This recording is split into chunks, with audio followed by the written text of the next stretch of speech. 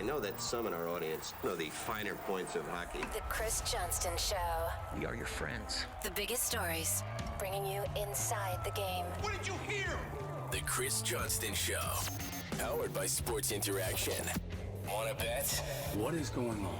Here's Chris with your host, Julian McKenzie. Part of the game. So as you all know, there is a CJ Show group chat, and earlier this morning, CJ sent us a message, everyone in the group chat. You know, what's the vibes? What's the vibe check like in the group chat? I imagine because the majority of the group chat consists of Leafs fans, there's a lot of nervous energy. People are on their tippy toes, wondering.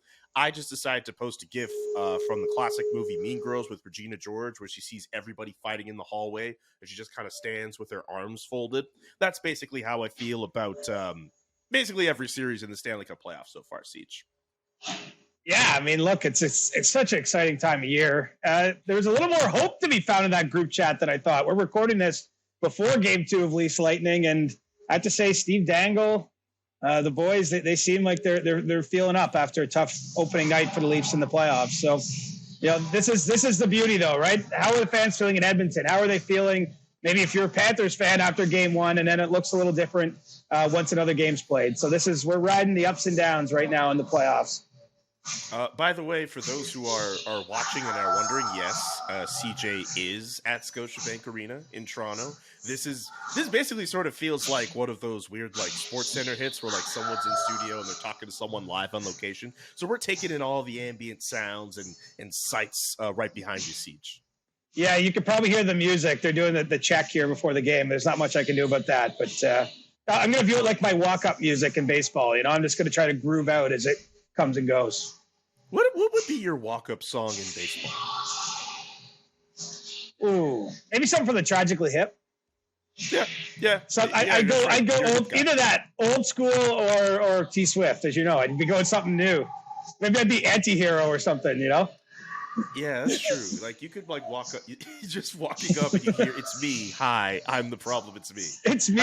Like Hi, I'm like the number 9 hitter." Like it's like that'd actually be pretty hilarious. That'd be pretty funny. And like, look, baseball, softball, slow pitch, whatever you call it, just put it in play. You look like a guy who would put it in play. Yeah, well, when I played a little bit of baseball, I was like a good walking single guy. I had a small strike zone, not being the tallest guy on earth. So my on base percentage is pretty good, but I was not hitting for power. Okay, that's fair. There is a future episode to do where we discuss your baseball career, but all the people want to hear about your. Not even. that would be like a 10-second episode. There's not much to discuss or to go over. That's fair. Okay, let's talk about the Toronto Maple Leafs and the fact that they are down, as of this recording, 1-0 in their series against Tampa Bay. We all know how Game 1 went for them. Not a good performance by any stretch of the means. Whether you look at, you know, just the goals allowed, the coaching, we could dive into that as much as we want, but we should start off with the fact that Michael Bunting is suspended for 3 games as a result of the hit to the head to Aaron Chernak. And then we could also get to Tampa 2 and their situation, but we should start with Bunting. What were your thoughts on the hit? What were your thoughts on Bunting's play? Let's get started with this discussion.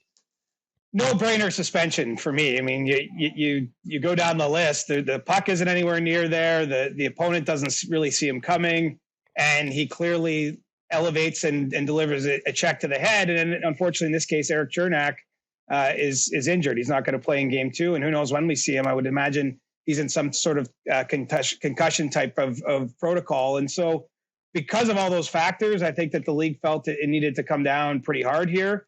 You know, 3 playoff games is a big suspension. You know, I don't know if it's true. It's always said that a playoff game is sort of like 2 regular season games. And look at this season. We didn't see anything longer than 3 regular season games in terms of a suspension from the Department of Player Safety. In this case, Michael Bunting has no prior history. You know, might have a little bit of history of back and forth with the referees on the ice, but has no history with the supplemental discipline department. So this is a big, loss for the Leafs. And I'm sure it's a tough spot for Michael Bunting himself to be in with so much riding on the series. He's a pending unrestricted free agent. He's been clearly wanting to make an impact in a positive way for his team. And now he's not going to be back before Game 5 at the earliest. But, you know, it was 2 infractions, interference, and an illegal check to the head, and there's an injury to Chernak. And so I think really when the Department of Player Safety went through the hearing and looked at it and deliberated, I think it was an easy decision for them.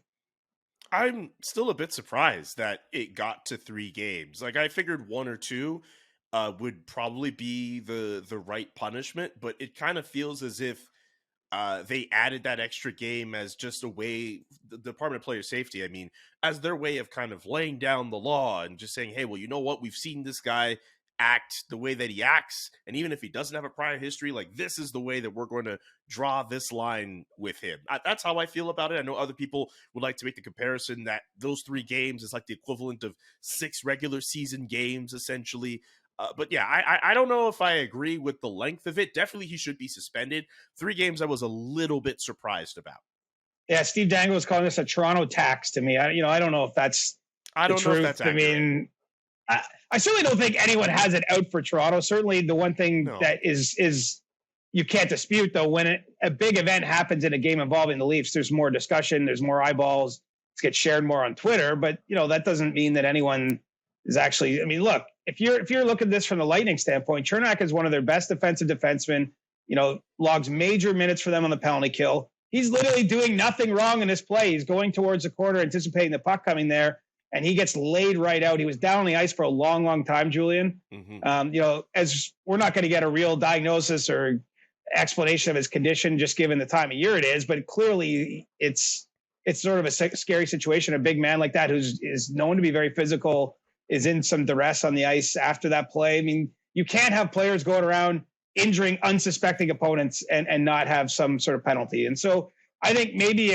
if we have a quibble here with the Department of Player Safety, we might say, why don't you give out longer suspensions more often for other dangerous hits? Because this is certainly not the only dangerous hit or play we've seen in these playoffs. But I have trouble being too hard on this specific one, because I think that there's no hockey in that play, right? It's not a case where he was trying, like, it's not like it was a legal hit that just goes a little long or like wrong or is a little bit late. Like, it's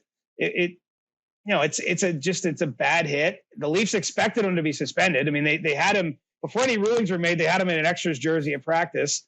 2-3 games. I'm not sure if it makes a difference to Michael Bunting. Those are big games. You play a whole year to just get in any playoff games and then to lose 3 of them.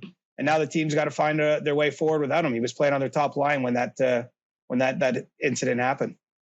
Last thing before I shift the focus to Tampa, because you mentioned Erik Chernak being injured, and there's a lot of questions we have to ask with regards to injuries for them.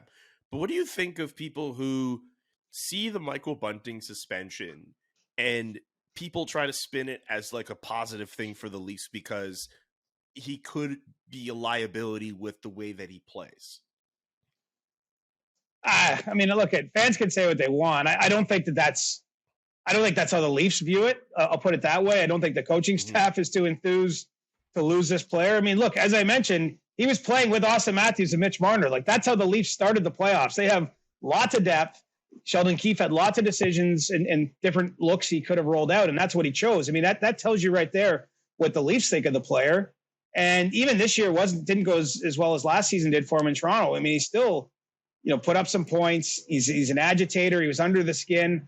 What will be lost in this whole thing, and perhaps rightfully so, I thought Michael Bunting played pretty well through, a period and a half before throwing that hit. He was certainly not one of the guys, on the home side that I had circled as was a disappointment or wasn't bringing it in a big game. I thought that he had some nice moments prior to that. And you're right. There's a question because he does take so many minor penalties typically. He's not known for this type of play. He's not like he's getting a bunch of majors and throwing dangerous hits as a general rule. But there might be a little bit of question for some about, how trusted he could be. Sheldon Keefe already answered that three days before games before he could even be back in the lineup. He said, I know him as well as anyone, and I got no trust issues there. So, look, I understand the conversation from the fan base. A lot of those fans probably want to see Matthew Knies in there. He's the new toy. He's a young player. It's a total unknown type of situation, but the Leafs themselves are not happy with this news. I can imagine with that. Good for Matthew Knies. He'll likely get his playoff debut. It's not always easy for a kid who barely even practiced or at all with Toronto at Scotiabank Arena. And congratulations, your very first game as a member of the Maple Leafs will be in the playoffs. I hope people show some grace with Matthew Knies. This is a very interesting situation for him. Well, it's pressure free though. I'll say that. I don't think anyone is viewing him, for all the talk about the excitement about it. No one's viewing him as a savior here. It's more just about seeing what he can do. He's starting on a third line. I would expect his minutes will probably be minimal, although, we'll see how the game plays out. Sometimes there could be other injuries, like who knows, like this playoffs, crazy things happen. But he's a big guy. And I think what you're looking for, if you're watching him, is, can he get in on the forecheck a bit? Can he be physical? Can he control the puck down low in the offensive zone? If he does those things, anything else is a bonus. You just want him in there using his body and getting comfortable in this environment. And, there's nothing to say to me that he can't, make an impact. Like his former University of Minnesota teammate, Brock Faber, is playing for the Wild, right? He made a huge play in game one of their series when they won the opener in Dallas. And he's the same situation as Knies. He was playing in the NCAA 2 weeks ago. I mean, I think that these players, as long as everyone has the expectations right, can make a difference, can make an impact. And, Knies has a huge opportunity now. It's not just that he's getting one game. It's that the Leafs have to figure out something to do for the next two beyond it. And so there's very much a roster spot there for him, as long as he can hold his own and keep his composure. Okay, let's get to Tampa, because Eric Chernak hurt, not going to play game two. It doesn't look as if Mikey Eyssimont is going to be available for them as well. I believe Ian Cole is also not available for them. And Victor Hedman is a game time decision as of right now, ahead of game two.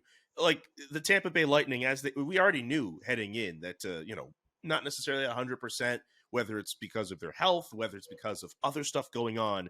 But with all of that from game one leading into game two, it could look a little dicey for the Tampa Bay Lightning. Well, it does on paper, right? I mean, there's no way around that. This is a team that also lost Ryan McDonough last year in the offseason. He was always a key shutdown type of player for them in these moments. Obviously Chernak plays those type of minutes. Hedman may or may not play. I can tell you from having him watched him, 90 minutes ago on the ice behind me, he did not look like himself. If he plays, he's certainly not anywhere near 100%.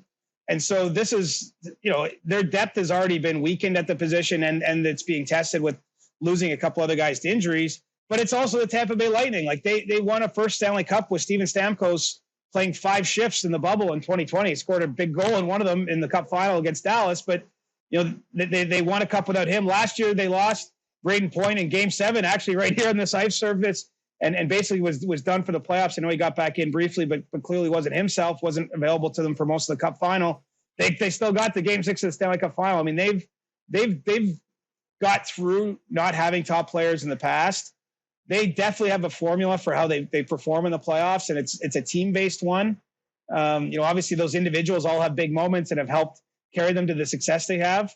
But, I'm certainly not going to pronounce this thing decidedly going back in Toronto's favor just because they are down those players. But at the same time, you can't ignore it. I mean, these are guys that log big minutes for them, that are part of the aura of the Lightning, right? The way they play defensively. I mean, the team that beat Toronto last year had McDonough, Hedman, Chernak, Sergachev all in the top 4. The only one left right now, at least the only one at 100%, is Sergachev. And so there's an opportunity for the Leafs, if they can seize it, to actually, I think, put pressure on some of the inexperience or maybe the lack of foot speed that's now back there on the Lightning blue line.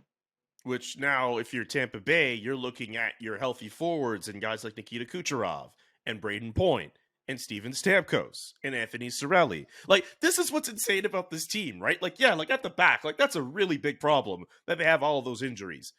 I mean, they still have weapons on the offense. We didn't even mention the fact that Tanner Jeannot should be making a return to the lineup for game 2. And the big cat in the goal, Andrei Vasilevsky, he's still that dude. This Tampa team, just in terms of the depth they have up and down the lineup, is just crazy insane.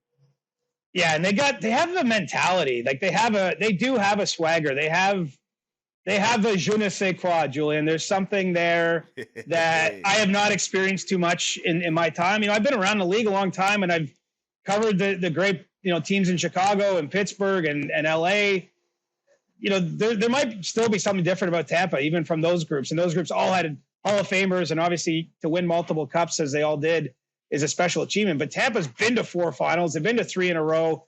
Even beyond that, they were in a couple of game 7s of the Eastern Conference final. They lost. I mean, they have been knocking at the door every single year. And every single year, I think we can come up with reasons, and including this one. Look, I picked the Leafs in this series. I'm already having doubts after one game because I feel that,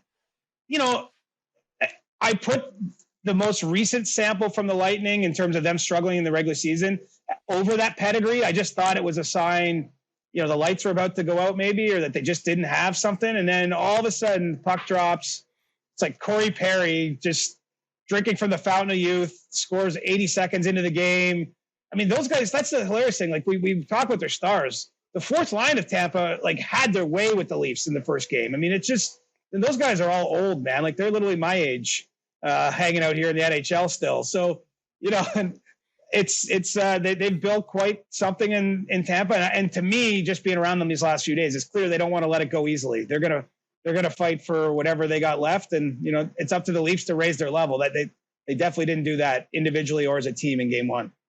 This is going to be a fun series, and I still think it's going to go the distance. I'm saying Toronto wins game 2. I think they take advantage of the Lightning being hurt, and at the very least for the Lightning, they can always go back home with games 3 and 4 at home, knowing that they at least got a split in the series. But if they go up 2-0, that is going to be a problem for the Toronto Maple Leafs. The Tampa Bay Lightning as a franchise have never lost a series they led 2-0. Ever.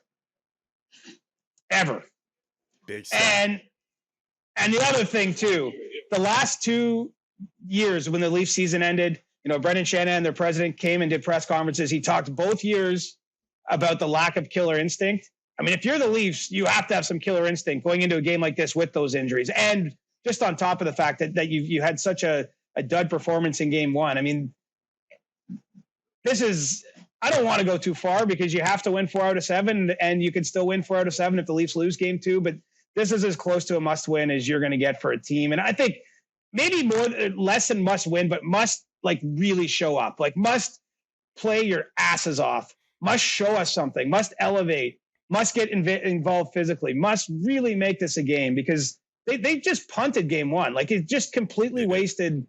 It's not just, sometimes you play well and lose. In fact, I thought that was what was great about Toronto series last year from an organizational standpoint, is I really felt they played hard in those games and they fought back at times when they got behind. I didn't have as much quibble with the sort of effort and where they were at.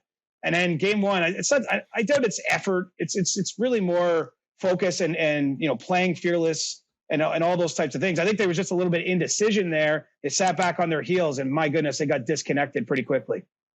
Okay, last thing, and then we got to go to DB.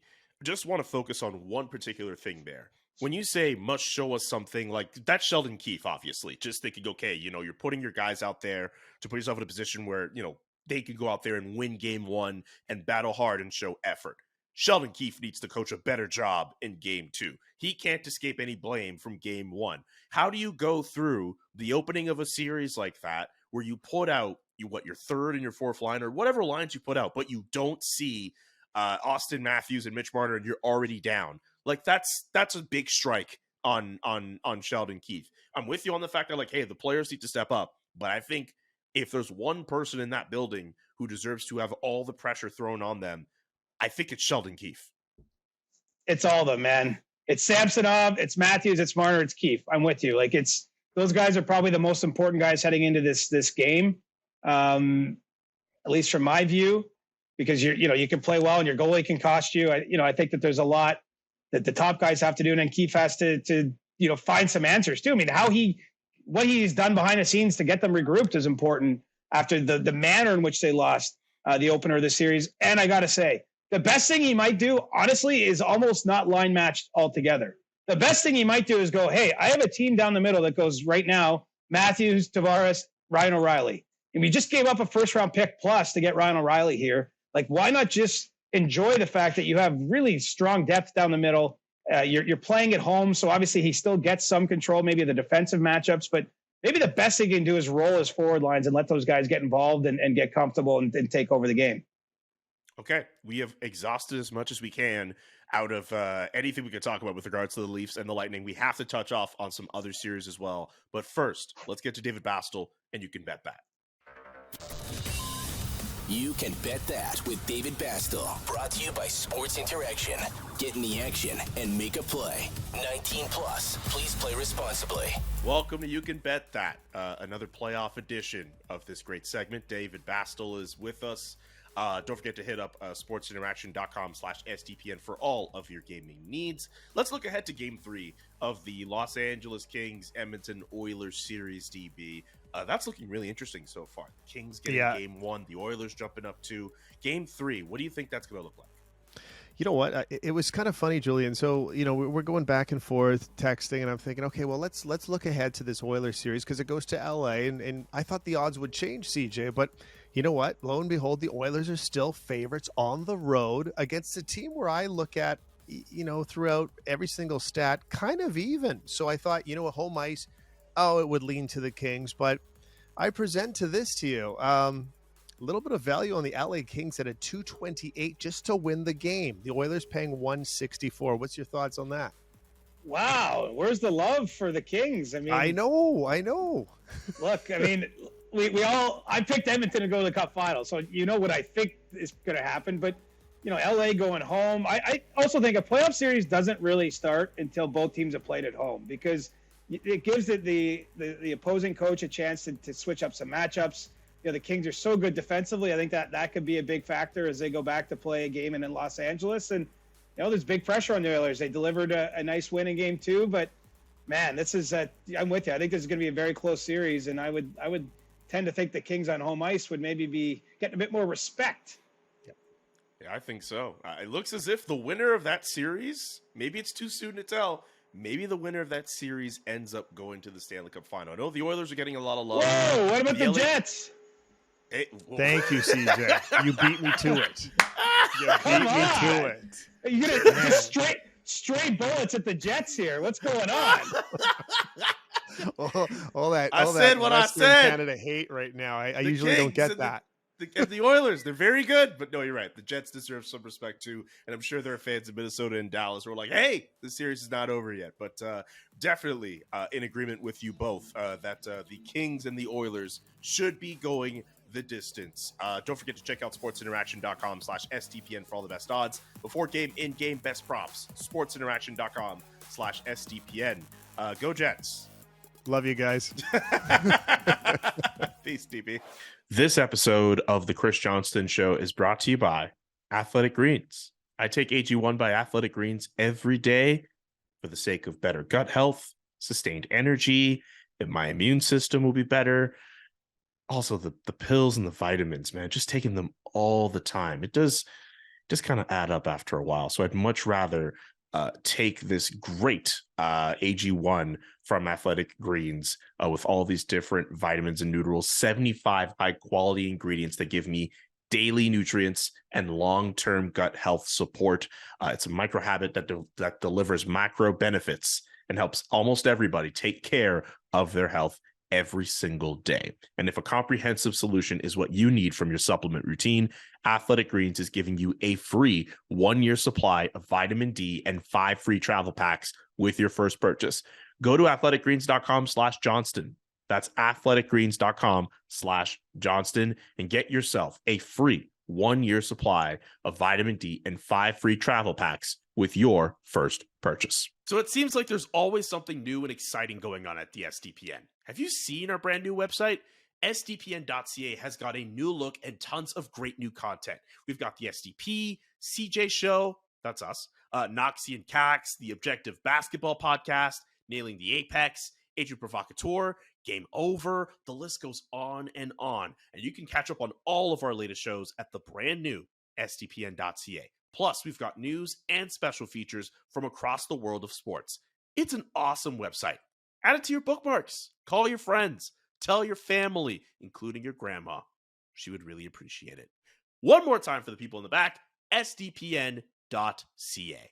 CJ, if you're having doubts about your prediction for the Leaf series, how are you feeling about the Edmonton Oilers and your Stanley Cup final pick? I'm still feeling pretty good, I have to say, because they did deliver what I was talking about the Leafs needing to do in Game 2. They got a team victory, which I think is nice for them. I think they are more of a team in a lot of ways this year.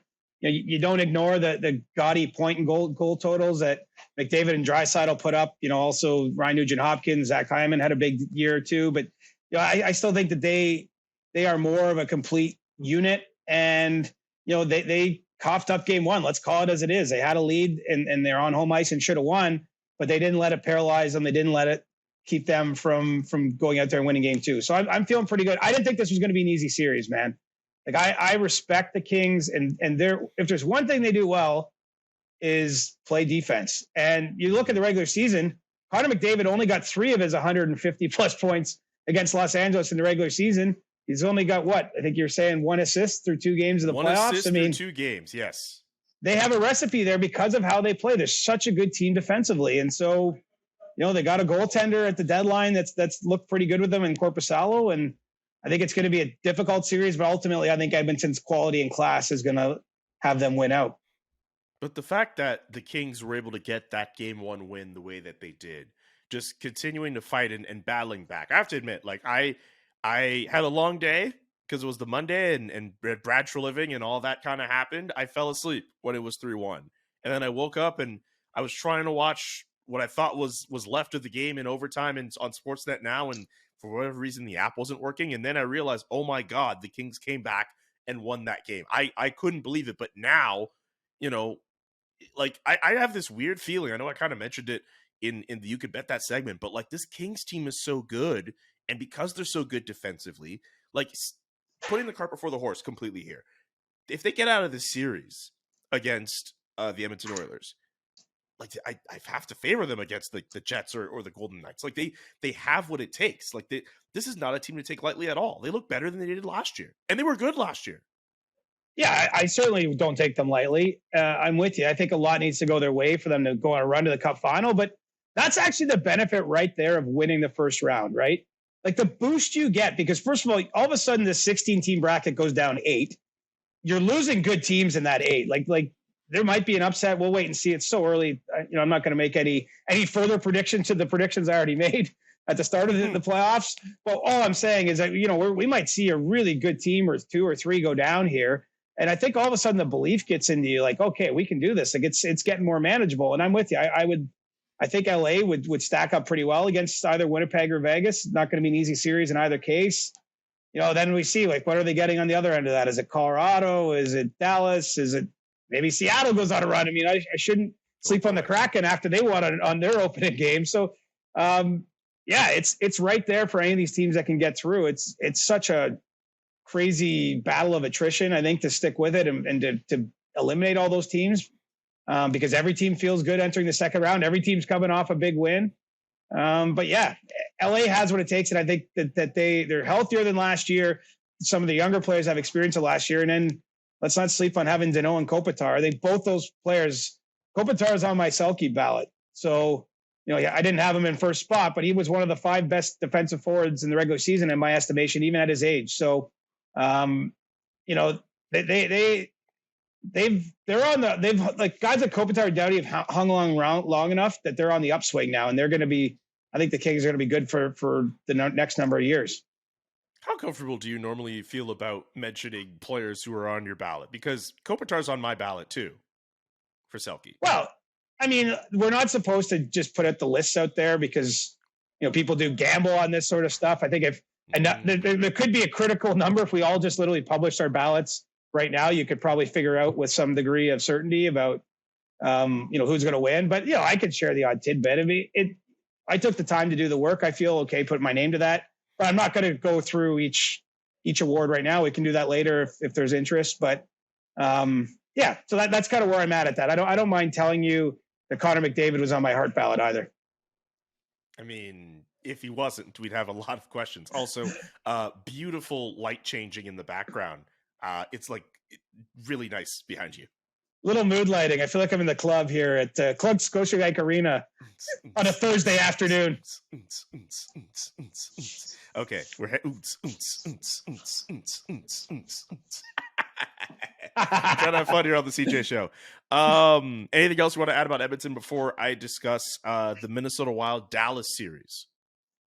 No, I mean, I think they're in a good spot. Big win in game 2.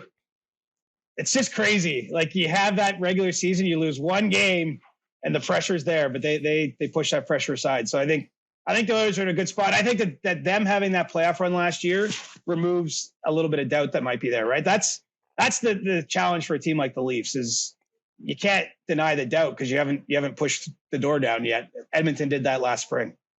Exactly. Minnesota and Dallas. That series is tied at 1. I'm still confused about something. So game 2, it goes Dallas's way, but they get all of those goals past Marc-Andre Fleury, who did not start game 1 of that series for Minnesota. Philip Gustafsson did, and played all the way through double overtime.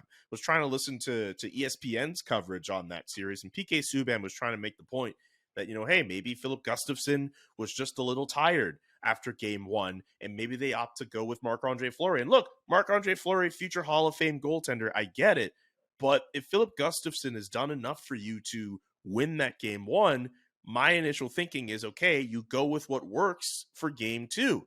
Why would they go with another goalie for game 2? I'm still a bit confused with that decision. Well, the 100%ers here on the CJ Show will remember we had a discussion about this. It's going back maybe a month or two where I was saying I thought we were heading towards a world where some teams would play goaltenders, make those switches not based on just performance or what happened in one game, but trying to spread the love. And that's what Minnesota did. In this case, it didn't work out. Obviously, with 7 goals by Fleury, I saw he had, some pretty strong critique of his own play, as you would expect. The stand-up veteran, stand-up guy that he is, was not happy with that. But it sort of disincentivizes even thinking about doing it now if you're Dean Evason moving forward. Gustafsson is much younger than Marc-Andre Fleury. This season, he's performed better, and he delivered a hell of a performance in game 1 to get you a win in double overtime. I understand some concerns about fatigue, that teams want to do this sort of thing, but this doesn't help the case to do it. I mean, if they had went and won a game with a healthy Marc-Andre Fleury, then you're off and running. And remember, Julian, down the stretch, they alternated these guys for 14 or 15 games in the regular season. So it's not unusual for the Wild to do this. It's a normal preparation for their goaltenders. I don't think it's the worst thing in the world in the regular season, especially because you see guys that play 60 games in the regular season, they're not winning the Stanley Cup too much in the last 10 years. I think there might only be 1 or 2 examples and might even be longer than that. I mean, basically you got to manage the workload of your goaltenders through the year. But I think ideally you get to the playoffs and you want to mostly be riding one hot hand. And it looks to me like Gustafsson's going to be that guy. Yeah, I understand. I remember the conversation about the having a tandem in net. It's just, I don't know. Maybe it's just being superstitious or just trying to ride that hot hand.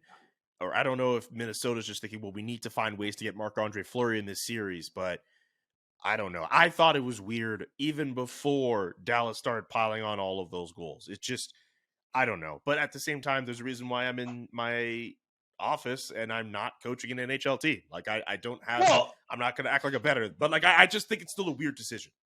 Call it like it is. It's unusual. It's not normal. Look, even Florida, they've been going with Alex Lyon down the stretch. They brought him back in game 2 against Boston after losing game 1. I mean, they even stuck with their guy. And in this case, you're coming off a win. Gustafsson was fantastic in the regular season too. Like he had really a breakthrough year. I mean, looks like a really tough trade for Ottawa that they gave this kid up for Cam Talbot just because, Talbot didn't work in that 1 year he was there. And I mean, this is the nature of making a trade. Sometimes those things happen, but I'm not going out on a limb to say that Gustafsson will be in for game 3. And assuming he's healthy, I think we'll see him in game 4 too. Let's transition over to Alex Lyon and the Panthers. Here's the big difference with the Panthers sticking by Alex Lyon. I think Alex Lyon was the best player for the Florida Panthers in game 1. And for a good chunk of that game, he was making some incredible saves. And there is the potential for Alex Lyon to be this year's Jake Ottinger. And you could throw out any other goalie who's had himself a great postseason before that. Jake Ottinger is the most recent example. Maybe the Panthers only last a round, but I think Alex Lyon, through the 2 games we have seen him play, has made quite the impression. The difference is, though, Jake Ottinger is a first-round draft pick. He's 6'3". Like he projected to be a star. With respect to Alex Lyon, he's undrafted. He signs as a college free agent. He played a few games in Philadelphia and I believe Carolina before getting to Florida, but most of his time's been in the American Hockey League. And he's age 30? I mean, it's a great story. And I'm not going to sit here to take anything away from him, but I think with Ottinger, you expected him to get to that level at some point. I know certainly the Dallas Stars did. I'm not sure that Florida, again, with respect to Alex Lyon, ever dreamed they'd be playing him this many games in the regular season. let alone that he's starting their first 2 playoff games and winning one in Boston against a team, frankly, in the Bruins just has not lost many games at all in any building, but especially at TD Garden where they've been excellent. So, I mean, we're dealing with a true rags to riches type story here. I don't know how long it'll last. I think that the player deserves a ton of credit. Does Alex Lyon? Oddly enough, his streak started here with a game in Toronto that I was at. I remember that morning skate. A few reporters looked at the locker to like Alex Lyon, like probably the Toronto-based guys didn't realize he was up. One of the reporters even said to him, like, "Oh, have you been up in the NHL long?" Like no one, I don't think, and I should be clear, I don't think he would take offense to that. It just wasn't what you expected. That was pretty much a must-win game, and they threw Lyon in. He won it, and then he won a handful of others after it. And so this is, I'm with you. He's playing for future seasons, man. Like if he handles this, like whether it's Florida or somewhere else, he's maybe got a spot where he's coming to an NHL training camp next year as an idea that he's one of the 2 NHL goalies. Like he's barely ever had that. He's basically been a number 3 guy who gets games when there's injuries or other situations that occur. But he signed in Florida. He's playing behind Spencer Knight at the time and Sergei Bobrovsky. Like when he showed up at training camp, he was thinking number 3 at best. And here he is as their number 1 at this time of year. I mean, if anything, it brings you back to Jordan Binnington from the year he won in St. Louis, 2019. He was like their 5th goaltender to start that year. But they went and won the Stanley Cup. I'll calm the comparisons until we see how long this Panthers run goes.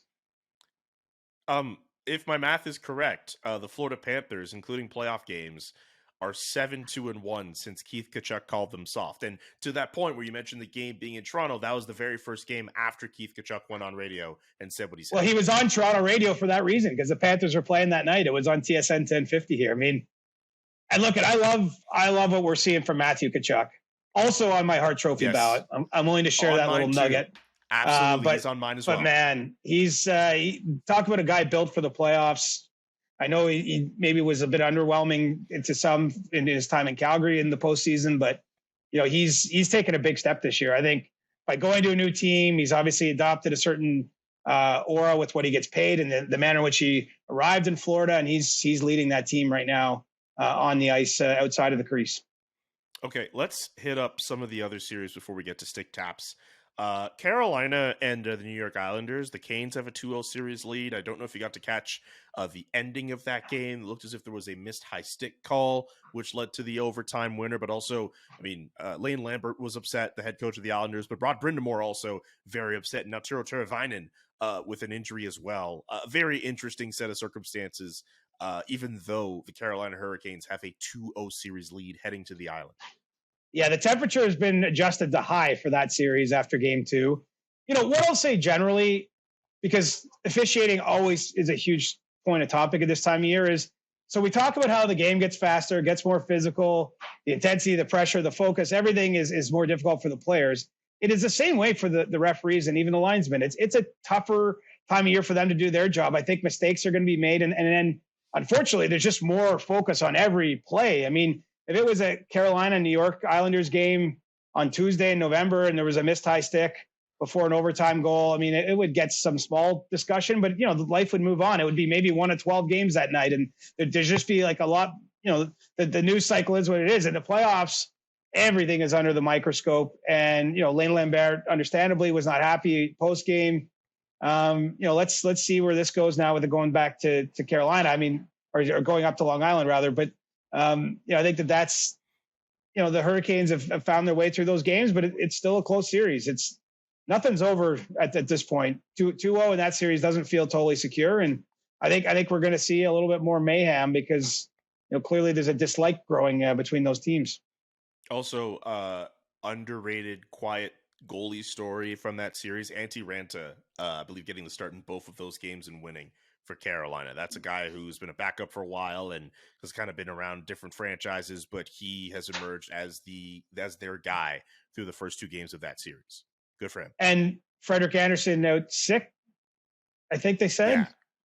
Yeah. He's not available for them. I think Pyotr Kochetkov, I remember seeing him on the bench backing up Ranta. But yeah, it doesn't seem as if Freddie Andersen is an immediate option for the Carolina Hurricanes right now. Yeah, I mean, that's tough. He was injured last year in the playoffs. It just, Kochetkov is probably their number 2, not just because he's on the bench, but, probably the way the pecking order is going, that's how Carolina would go. If they need to make a change, it's probably to the young Russian netminder. Exactly.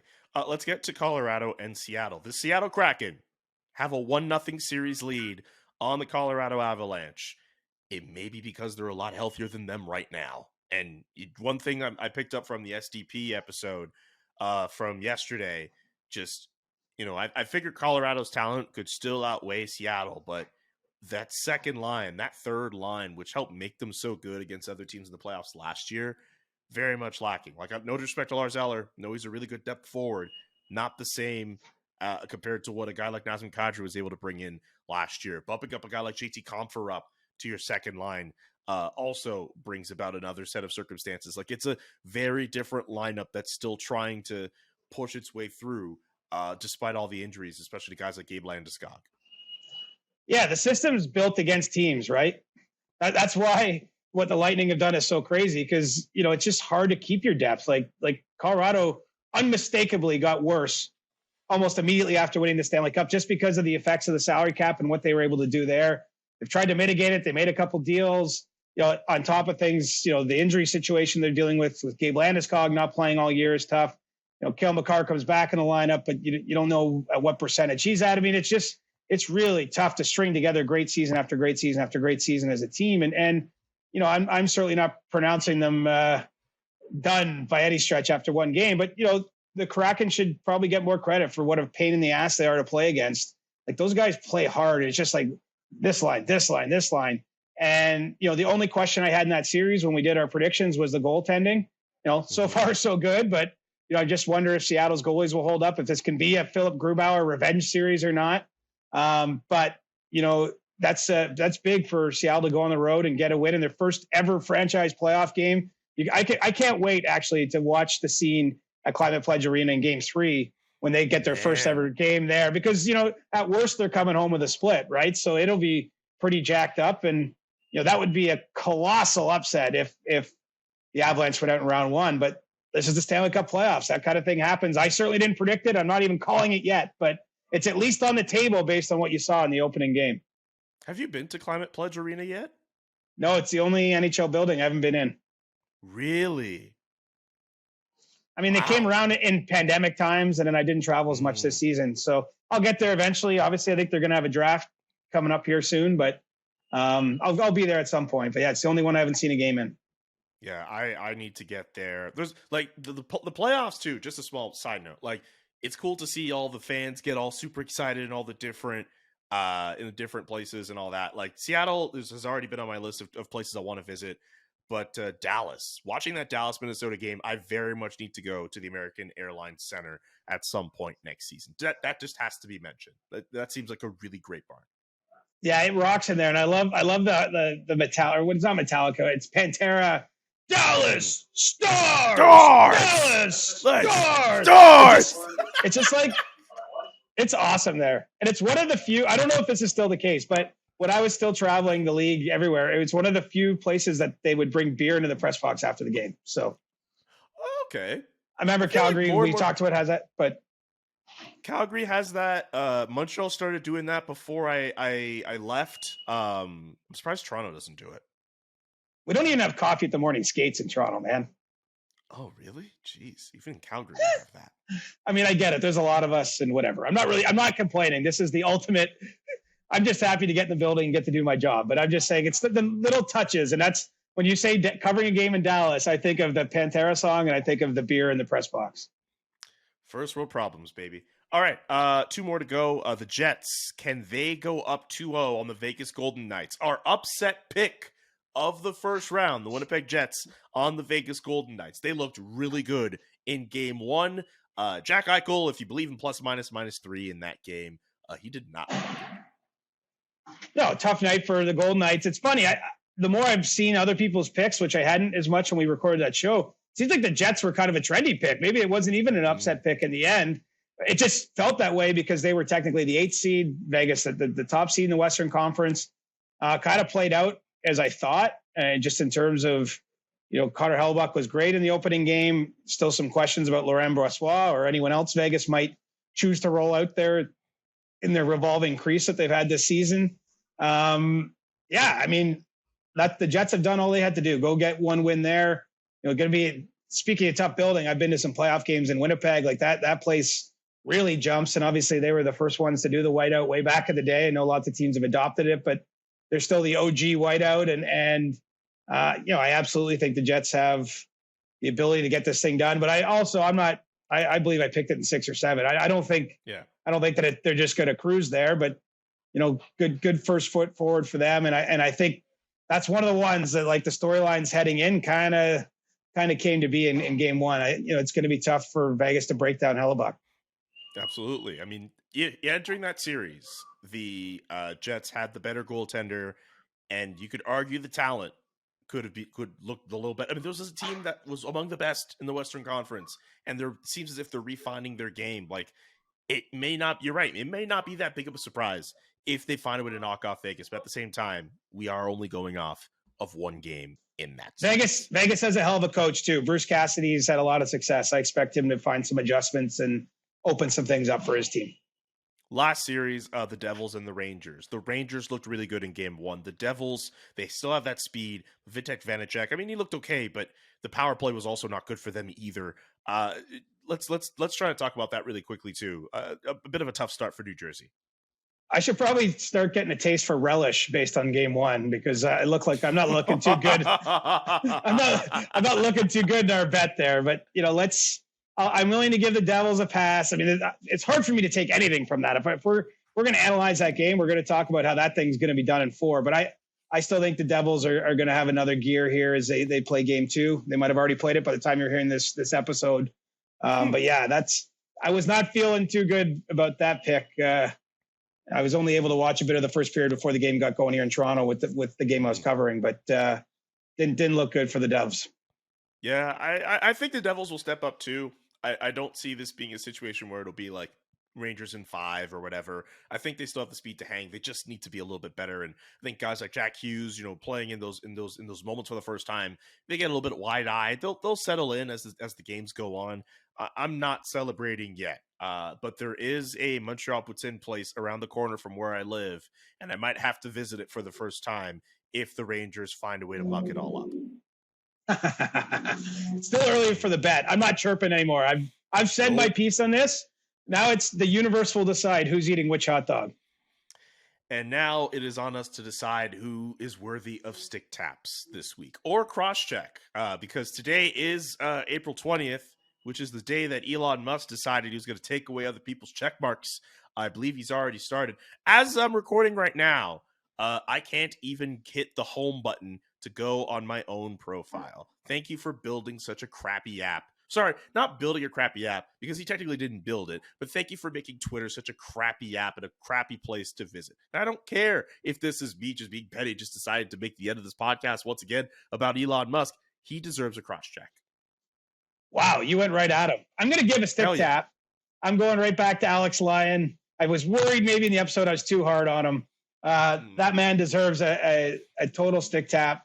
Like, I love these stories. I love the playoffs. We're going to see players step up. Guys will play games. This might be the only handful of NHL games they ever get in some cases. And I love when someone steps up in that manner. So good on you, Alex Lyon, for going out there. And I saw actually, Julian, I don't know if you watched the pregame show that Sportsnet was doing before game 2. But they did that thing where they let the cameraman in the dressing room, and Alex Lyon looks right at the camera, and he's just like, "Hey," like he just looked as he looked as like loose as can be. For it's usually those moments. It's like the player's really focused and doing up his skates or fiddling with his equipment, and he was just like smiling with the big curly hair, just like, "Hey."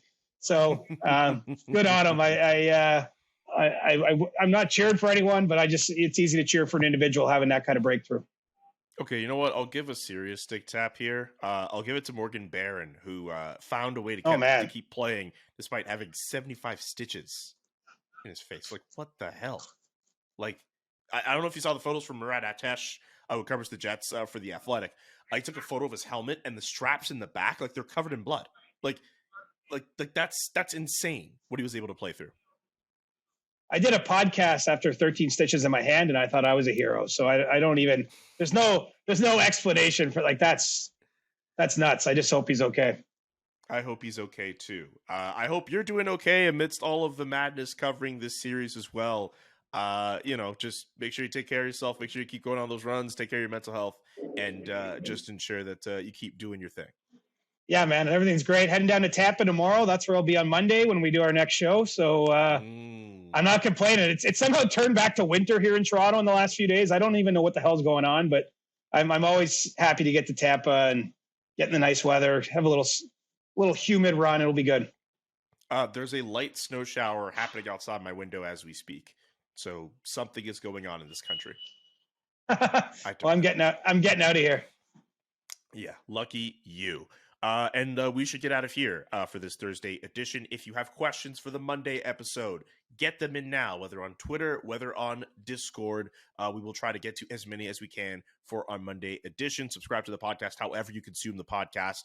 And we'll be back on Monday with a brand new playoff edition of the CJ Show. For CJ, I'm Julian. So long, and enjoy games 2 or 3 or whichever games you get to when you listen to the podcast. What a beautiful ring. The Chris Johnston Show. Powered by Sports Interaction. Wanna bet? Inside the Game, twice a week. Follow Chris on Twitter @ReporterChris. And follow Julian McKenzie @JKMcKenzie. The Chris Johnston Show.